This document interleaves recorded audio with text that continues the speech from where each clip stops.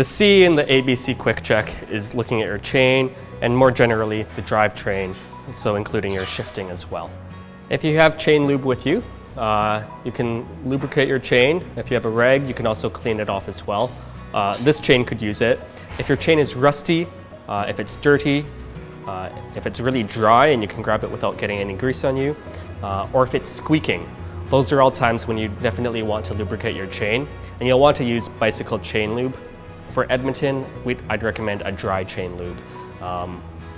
Don't try using things like WD-40 or cooking oil or anything else like that. I've seen it all done. It's not very good for a bike chain. Having it on the stand makes it easy. You just run the chain around backwards while you drip chain lube on.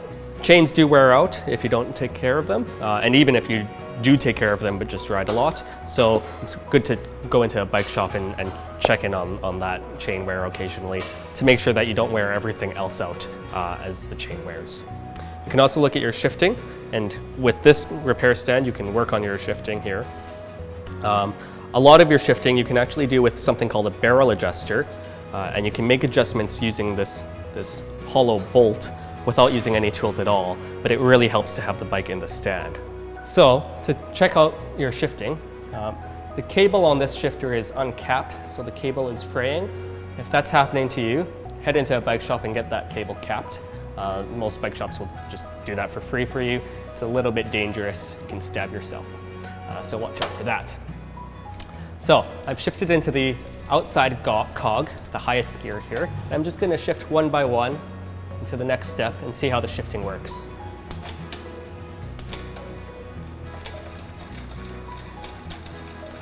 So you can see that was really sluggish. It made a lot of sounds and it took a long time before it shifted. That's because this cable tension is too low. You can see when I pull on it, there's a lot of slack in it. All shifting, the way shifting works is it's just the shifter on your handlebars pulling on this cable. So if there's too much slack, then it's not going to pull far enough. So you can use one of the wrenches on this repair stand to loosen this pinch bolt here and pull this cable tighter.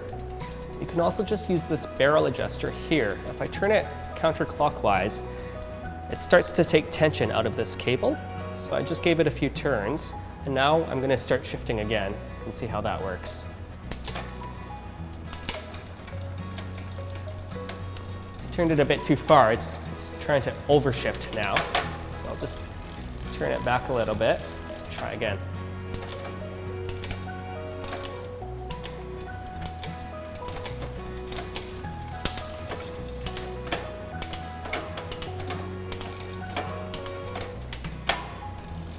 And that's pretty good. I'll give it one more tweak.